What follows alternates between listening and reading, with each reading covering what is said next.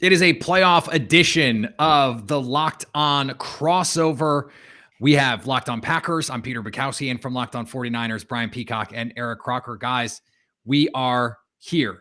It is a rematch of the 2019 NFC Championship game, an opportunity for the 49ers to put their stamp on this rivalry right now, an opportunity for the Packers to get a little bit of revenge. We've got storylines all over the place.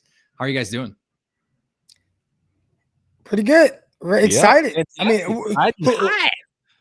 who would have thought the 49ers would be here? Start the season off 2-4, then 3-5, and all of a sudden, divisional round playoffs against the Green Bay Packers. Well, you know who thought the 49ers would be here? The Green Bay Packers. Matt LaFleur said on Wednesday that during the bye week, they did extra prep on the 49ers, anticipating them beating the Cowboys. So not only was everyone gambling on the 49ers, but the Packers themselves were like, yeah, we think Dallas is a fraud. In their head, because that's the team the Packers don't want to face, the 49ers, right? I think that's probably true. I mean, certainly for fans, they would much rather have seen the Rams in this spot, having already beaten the Rams this season. I mean, the Packers beat the 49ers too, but they don't have the same sort of scar tissue, right? So I've been talking about that early week matchup between these two teams, the Mason Crosby field goal at the end. There are some things that I think we can take from that, but I think there's a lot of ways in which this has changed for San Francisco. What do you think are the biggest differences for the 49ers from that game to now? There are quite a few differences, especially when you look at just the way that the roster and the players. When you look at the week 3 performance, the 49ers, Elijah Mitchell did not play. Deebo Samuel, who's now utilized as like this hybrid super player, had 0 rushing yards. Arden Key, who's been a big push down the stretch with pass rush productivity for the 49ers, he only had 3 snaps in that game. Josh Norman and Deommodore Lenoir played, and they definitely contributed to kind of letting Davante Adams get off down the stretch in that game. And Juwan Jennings, who had several key first down catches against the Dallas Cowboys, on 3rd down, he didn't play at all. So there are a lot of, kind of moving pieces that kind of help the 49ers in a sense. But I know the Packers, they also had some guys out as well. Yeah, I mean, no question about it. This team is going to look very different, even than the one that we saw in Week 18, which was just 2 weeks ago. The Deebo Samuel piece of this is really interesting, and Brian and I were talking before we jumped on. Brian, can you explain for my listeners how this Deebo Samuel as running back thing happened? Because this is something that when I look at any matchup, this is the one that I'm most concerned about. Because you put Deebo Samuel out, I feel pretty good about the Packers corners, as good as you can feel against someone as good as Deebo Samuel, right? But Jair Alexander, Eric Stokes played him well the first time these two matched up in what was Eric Stokes' first start. But he has become this weapon, and the Packers have struggled when you put your receiver in the backfield and let him run routes. They haven't had answers for that. So how did this come to happen? It happened really organically, and 49ers offensive coordinator Mike McDaniel recently talked about it, and it wasn't planned. Obviously, Deebo Samuel was a wide receiver. Last year, especially, he was used in a lot of gadgety ways with an injured Jimmy Garoppolo, and the 49ers were really hurt and just finding ways to get the ball in his hands because he's so good after the catch. But started handing him the ball a little bit, started, experimenting with different formations and motioning him into the backfield. And then they started to realize as they gave him the ball as a running back, this guy's pretty good as just a true running back, and give it to him more and more. And then you start to realize, holy crap, this guy's actually a legitimate running back, like a pure running back. Deebo Samuel would be among the best in the league. I'm convinced of that now that I've seen him run, because he is so good. He's got pure vision. He's got power. He would be the heaviest running back on the 49ers at 220 pounds too. So, he's built that way. And he was always sort of a receiver that was built like a running back. And now he's a true hybrid. And so the more they used him, the more they realized they could do. So it was not something they planned at all, but it just kind of happened. And the more they give him, the better he is with it. So it's been pretty phenomenal to watch the development of Deebo Samuel and seeing what he can do. And really, I've used the term magic. He has this magic ability of finding where to go, especially when they get him on the outside to the corner, and being able to get to the edge and using that burst and using his vision and then running through arm tackles. It's been phenomenal. So he's become one of the best weapons in the NFL. Yeah, how many receivers can you run gap scheme power? These power runs with. I mean, it's incredible. And the power runs for him is a little bit newer. Originally they like to keep him a little bit more on the outside. Then teams are like, you know what, you guys are just doing all these tosses with Debo and he's running around the corner. Well, we're gonna just take that away. So now they started doing this like toss counter to him. So they'll kind of toss it straight back to him and then he'll cut it back. And he's been picking up yards that way. I think one thing that is interesting, with his usage as a running back, he had 8 touchdowns this year and he averaged over 16 yards per carry on those 8 touchdowns. So it's not like he's someone that is, I'm inside the 6-yard line and scoring touchdowns. It's like, Right. no, like, he's getting around the 20, 25, 10, wherever it is, and he's scoring from there. And that's been intriguing as well. Yeah, and his numbers extrapolated out. If it was Mike Renner from Pro Football Focus put this out there. If he had the same amount of carries with his production and his efficiency as Jonathan Taylor did, he would have had 2,100 rushing yards this season and 43 touchdowns. That's wild. It doesn't quite work like that, as we know with running backs. The more hits you take, the less efficient you become. But they seem to have found a really scary, frankly, balance of what he can be. It doesn't even seem like they've scratched the surface on what they can do with him as a receiver aligned in the backfield. A lot of his most dangerous stuff is on these runs. He used to be a killer on end arounds and these reverse, as Croc said, gadget plays. Now that they can just run. Like they could legit, if they wanted to, just run inside zone with Debo. Like that is wild.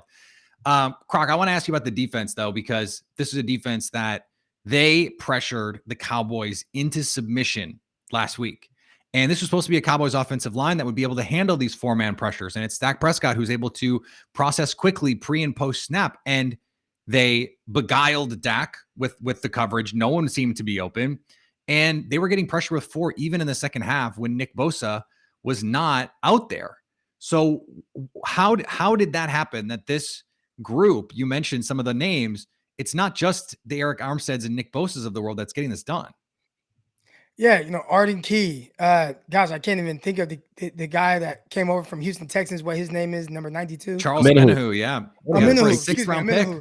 Yeah, so Omenihu and all these other guys, Givens, he's getting in there from the interior. DJ Jones, those guys are making plays consistently in the backfield, and they had to do that against the Dallas Cowboys. One weakness of Dak Prescott was, when you just drop guys in the coverage, he kind of struggles with that.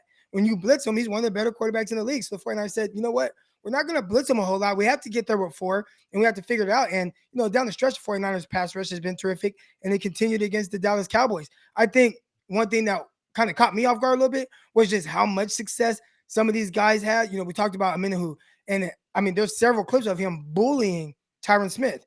And that's not something that I think anyone anticipated, including Dak Prescott, who was constantly under duress for most of that game. So the front did a really good job. Obviously, the back end were able to play off of that well. Brian, Jimmy Garoppolo, less than 100% last week. Started off the game pretty well, then apparently got a sprained shoulder. It is very difficult to pinpoint exactly when that happened, but the moral of the story is it hurts. He was asked which is a bigger problem for him, and he answered yes, which is just great. But not great from a football sense, especially because we're looking at temperatures in the teens. How much do you think this is going to affect the way Kyle Shanahan calls this game? Because we know he's not afraid to just say, Jimmy, just hand the ball off. I would not be shocked at all if they went as run heavy as they did in the playoffs a couple of years ago against the Packers and the Vikings that same season. And the Vikings, right. And I think an injured Jimmy Garoppolo is part of it. I think just a Jimmy Garoppolo that, and saw it last week, was it the hurt shoulder or is it just classic Jimmy? And we've talked about that a lot on the podcast. Croc's not a believer that the injury is affecting him at all because it's the same old Jimmy. He's going to throw one to the other team. It's what happens. So you can avoid him throwing one to the other team if you just run the heck out of the ball. And if you're having success doing it, which the 49ers will hope to, and I think they can have some success on the ground against the Packers. And in some cases, the Packers should probably dare the 49ers to throw it as much as possible. So I think that's the chess match we're going to see. Jimmy's a tough guy. I think that's something that the 49ers love. His teammates love him for it. The coaching staff and front office love him because he's able to play through these injuries. Will it hamper him? I have no idea. It'll probably, even if it does, end up looking like the same old Jimmy, and he was able to still get the ball out in the short to intermediate zone, which is where he lives. So I think the 49ers will be okay as far as the injury stuff goes with Jimmy Garoppolo. If it's going to be the same old Jimmy, I think both sides are going to be happy to different degrees with what that means. A lot more on the game inside the game as we continue here on our Locked On crossover edition. Thanks to everyone who makes Locked On Packers and Locked On 49ers your first listen of the day. I'm sure there's a couple Packer fans listening to Locked On 49ers. Hopefully the other way around. We'll have a lot more in just a second. You know, guys, people think unusual circumstances mean complicated taxes, but for TurboTax Live experts, that's what makes things interesting. Maybe you inherited a condo and are renting it out, or maybe you're getting paid in crypto and aren't sure how it's taxed. We don't get paid in crypto here on the Locked On Podcast Network, but for example, let's say you have the most popular NFL podcast on the network, like Locked On 49ers this week, and you need to figure out how the taxes are going to work for that particular podcast. Or maybe the most popular podcast for the year, like Locked On Packers. A couple of powerhouses here, by the way. Unique taxes, that's where TurboTax Live can help. Luckily, TurboTax Live can match you with the right expert who has experience in your unique situation and can answer all your tax questions right from your phone or computer. They can even take care of the whole filing process for you. So no matter what it is, if you launched your own startup, working multiple jobs, multiple incomes, an experienced TurboTax Live expert can help. So visit TurboTax.com to learn more. You do your thing. They've got your taxes into it. TurboTax Live. Peter, we've talked a lot about how the 49ers are different from week 3 until now. And really, I think you can throw out week 3 because both of these teams are so different. The biggest thing for me is who are the Packers getting back, because Bakhtiari already came back and played in week 18, right? Aaron Rodgers' toe, an extra week for that to rest. You know, Aaron Rodgers' toes, anything with Aaron Rodgers is a big news story this year. The Tovid saga. Right. But then there's Jair Alexander, Zadarius Smith. I mean, who are the Packers getting back here? Because those are massive names. Yeah, so Josh Myers is a quiet one that they got back as well, and I'll get to the bigger names because obviously those are a big deal here. But getting Josh Myers back, before he got hurt, was a top 10 center in pass block win rate according to ESPN. He is a big dude. You know, we're talking about 6'4", 6'5", 325. He is a people mover on the interior, and when he's out there, it's just a different look than when Lucas Patrick is out there. Now you get Josh Myers back. They've slid Lucas Patrick to right guard. Royce Newman, who is the rookie there, has really struggled with twists and stunts. Not the problem you want to have when you're playing the 49ers, who are as good as anyone in the business at gaming up these defensive linemen to get free. So that has solidified the interior in a way that we weren't sure they would be able to do. And then you bring back David Bakhtiari. Rodgers was just chilling against the Lions, and the Lions are the Lions. But he was feeling comfortable holding the ball. Matt LaFleur had admitted during the year that David Bakhtiari not being out there was affecting their usage of play action. They almost never went hard play action and had Rodgers fully turn his back to the defense because they just didn't know how the protection was going to hold up.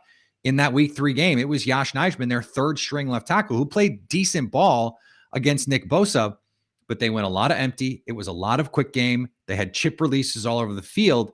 They're not going to have to play that way in this game because they're going to feel much more confident about their front. The Packers are expected to get Randall Cobb back as well, which means they can go to some of these 4 receiver looks that they've gone to. First time the Packers have had a 4 receiver look on the field since like early Mike McCarthy, since like 2007, 2008, and maybe 2011. They had some of those big 5 packages. So that is a key difference. And then you're expecting to get Jair Alexander back. We don't know how much he's going to play. Hasn't played since week 4. You're expecting to get Zadarius Smith back. How long? We don't know he's going to be able to play. First game since week 1. That's 3 all-pro caliber players that you're getting back. And I was talking to Mike Sando about this. Like, we couldn't even think of a recent comparable example in like the last 25 years of a team that was the number 1 seed and then brings players of this caliber back just for the playoffs. We've never really seen it. So there's no roadmap to what to expect here. Well, I want to ask you a little bit about the receiving core. And we all know about Davante Adams, a guy who had 18 targets in the first meeting this year and obviously played a big hand in the Packers being able to get down the field and beat the 49ers.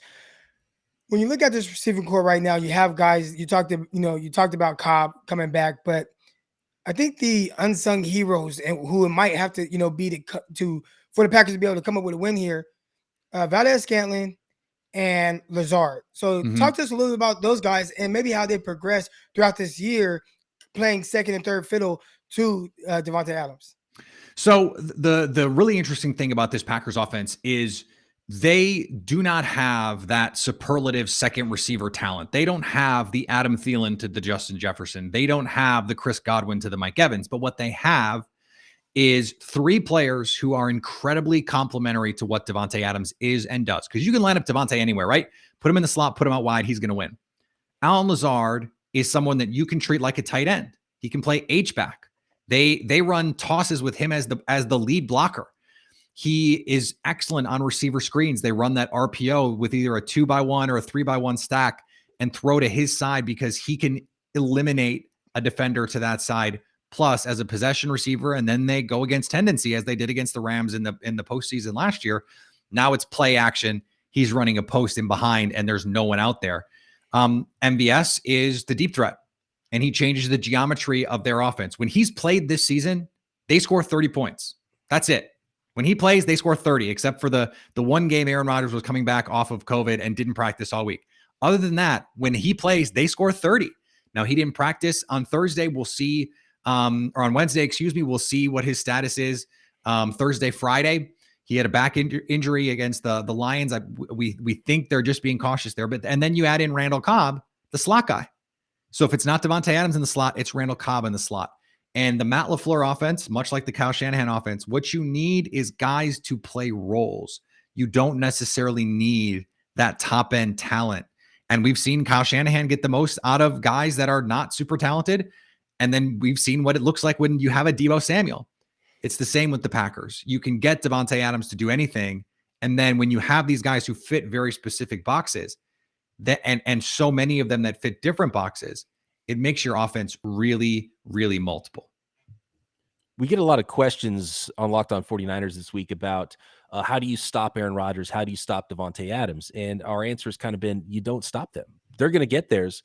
You got to try to figure out how you can stop everything else. Do you think that's accurate? And how would you go about stopping the Packers offense? Yeah, I mean, there hasn't been a good plan for it this year. And we haven't really seen it. Even in the games that they've lost. I mean, when Aaron Rodgers starts, they've lost twice. And in one of them, it was at the end of the game, they scored 31. They lost 31-34. They didn't stop Aaron Rodgers in Minnesota. And the week one game is inexplicable. It's not that New Orleans did anything novel. The Packers just played terribly. I think what you have to be able to do is pressure him.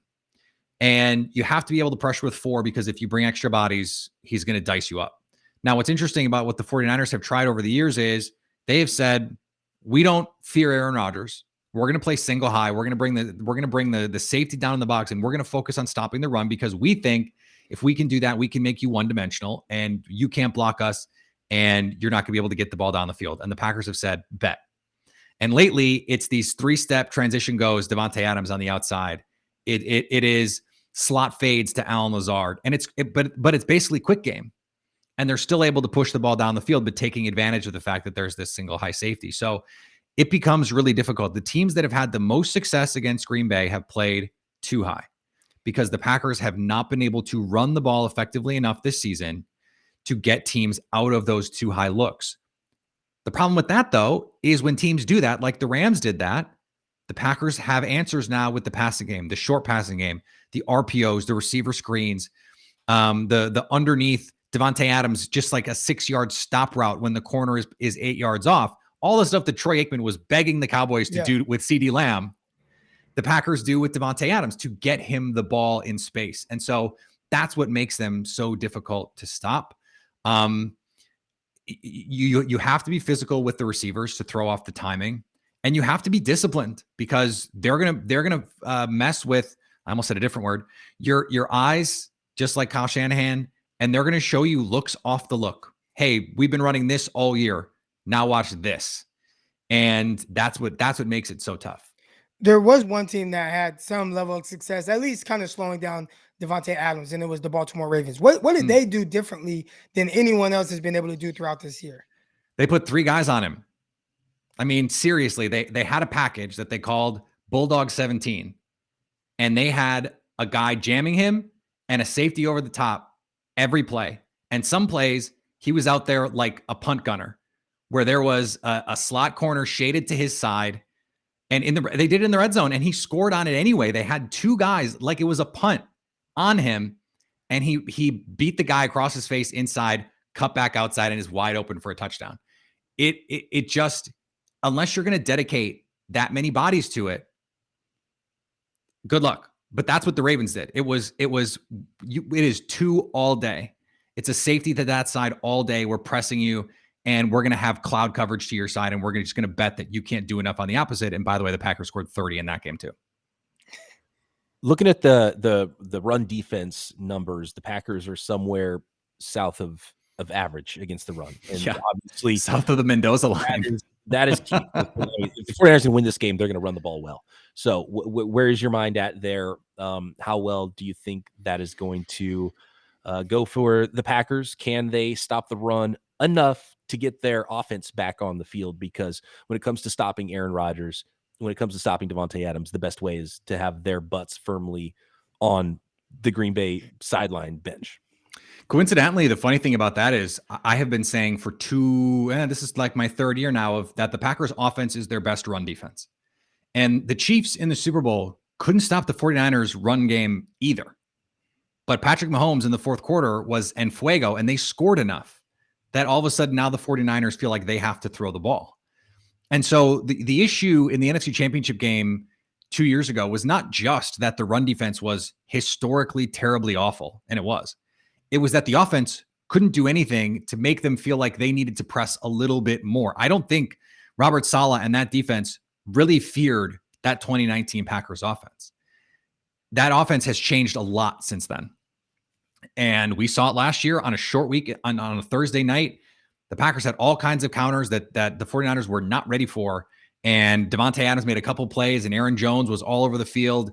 And it was a really fun game to be a Packer fan because it felt like getting the monkey off your back a little bit. Like, okay, we know now how to attack this defense. I don't know if there is some skeleton key. I don't know if it's just Aaron Rodgers and Davante Adams doing Aaron Rodgers and Davante Adams things.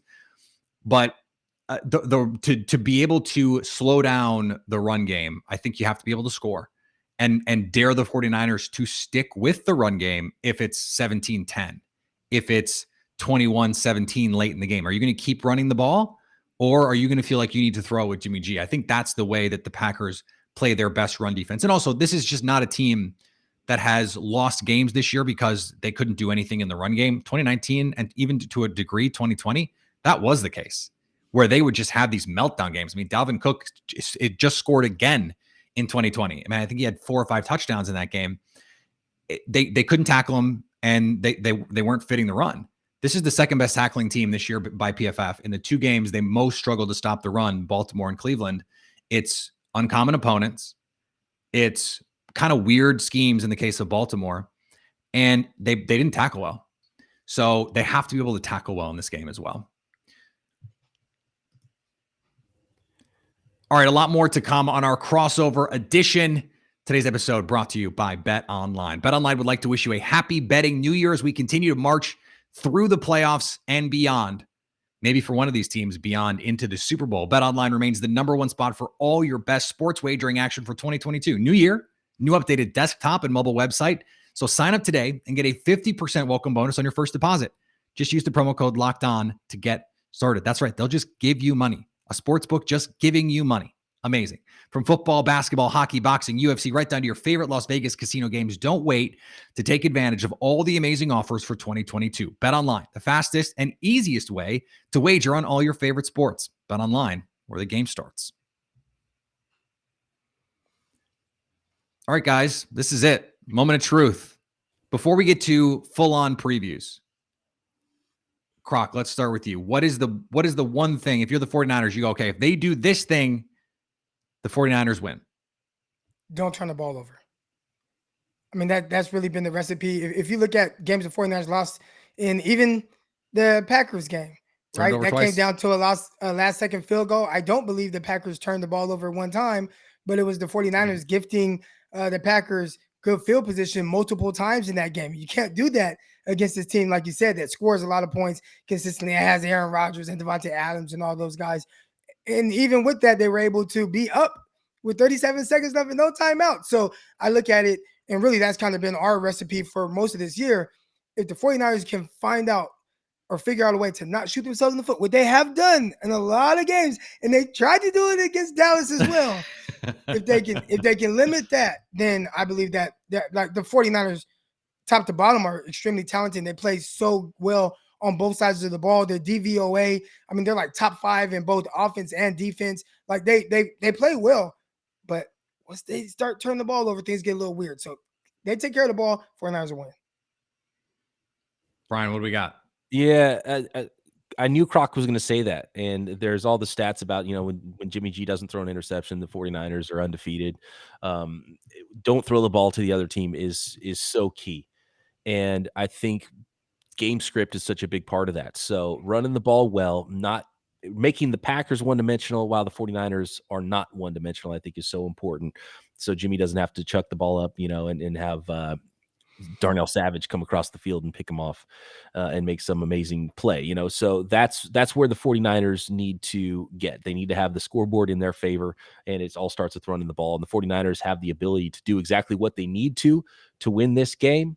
And but they've got to play a cleaner game than they did last week, and an even cleaner game than they did the week before in those 2 huge games against the Rams, against the Cowboys. This one's going to be even more difficult for that team, so they can't make those types of mistakes. Special teams can come into play here too, along with turnovers. And if I'm not mistaken, looking at DVOA, the 49ers have not been good on special teams, but I think the Packers are even worse. Are the Packers dead last in DVOA special teams? Dead last. 49ers 27th, Packers 32nd. I don't know about special teams. It's been really bad.